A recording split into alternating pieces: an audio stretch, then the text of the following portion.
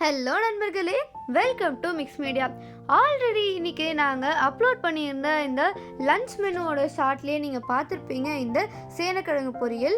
So இது சிம்பிளாகவே பண்ணிடலாம் and அதோட ரெசிபி தான் இன்றைக்கி நம்ம பார்க்க போகிறோம். ஸோ வாங்க வீடியோக்குள்ளே போயிடலாம். இந்த சேனக்கிழங்கு அப்படின்ற ஒன்று இங்கிலீஷில் எலிஃபெண்ட் ஃபுட்னும் சொல்லுவாங்க, இல்லை யாம்னும் சொல்லுவாங்க. நீங்கள் கடையில் வாங்கும் போது நல்லா பெருசாக இது கருப்பு கலரில் மண் சுத்தின மாதிரி தான் இருக்கும். அதாவது மண்ணில் விளைஞ்ச காய் அப்படின்றதுனால இருக்கும்.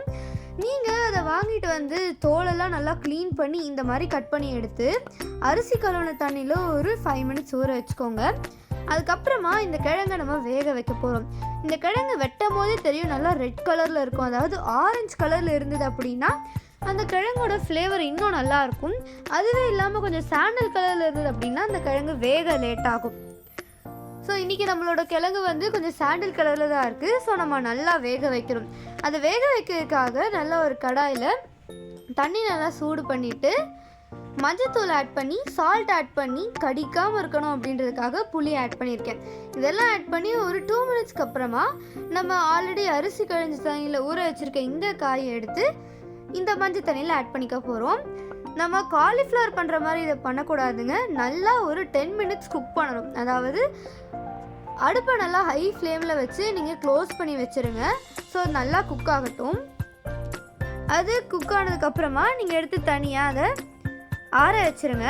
அதுக்கப்புறமா ஒரு கடாயை எடுத்துட்டு அதில் கடுகு, உளுத்தம்பருப்பு, கடலைப்பருப்பு, கருவேப்பிலை இதெல்லாமே ஆட் பண்ணிக்கோங்க.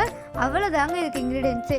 இதுக்கு உங்களுக்கு தக்காளி தேவையில்லை, தேங்காய், இஞ்சி, பூண்டு, வெங்காயம், வரமிளகா, பச்சை மிளகான்னு சொல்லிட்டு எதுவுமே தேவையில்லை. சிம்பிளாக பண்ணி ஸ்கூலுக்கு போகிற குழந்தைங்களுக்கு கூட கொடுக்கலாம். அவங்களுக்கு இந்த காய் ரொம்பவே பிடிச்சதாக மாறிடும். இப்போது சொன்ன மாதிரி நான் இந்த ஐட்டம்ஸ் எல்லாமே ஆயில் ஆட் பண்ணிவிட்டேன். நல்லா பொரிஞ்சிட்டும் இருக்குது. இப்போது கருவேப்பிலை தழை ஆட் பண்ணிக்கலாம். ஆட் பண்ணி நல்லா ஒரு ஹை ஃப்ளேமில் 1 செகண்ட் வச்சுட்டு நம்ம ஆல்ரெடி வேக வச்சு ஆற வச்சு இந்த காயை ஆட் பண்ணிக்கலாம். நான் ஆல்ரெடி வேக வச்சுட்டேன் அப்படின்றதுனால காய் பாருங்கள் நல்லா மஞ்சள் கலரில் மாதிரி சாஃப்டாக குக் ஆயிடுச்சு. அதை நல்லா உங்களோட கடாயில் போட்டு நல்லா சாட்டே பண்ணிக்கோங்க. அதாவது கட் அண்ட் ஃபோல்ட் மெத்தடில் நல்லா ஃப்ரை பண்ணிக்கோங்க. இப்போது இதுக்கு தேவையான மசாலா ஆட் பண்ணிக்கலாம். மசாலானா ஒன்றும் பெருசாக இல்லைங்க, ஜஸ்ட்டு மஞ்சத்தூள், மிளகாத்தூள் மட்டும்தான். உங்களுக்கு வேணும்னு நினச்சிங்கன்னா நீங்கள் சீரகத்தூள் ஆட் பண்ணலாம், இல்லைனா அதுவும் ஆப்ஷனல் தான்.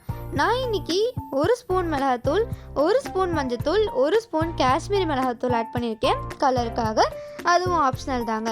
நீங்கள் ஆல்ரெடி புளி போட்டதுனால இதில் போட தேவையில்லை.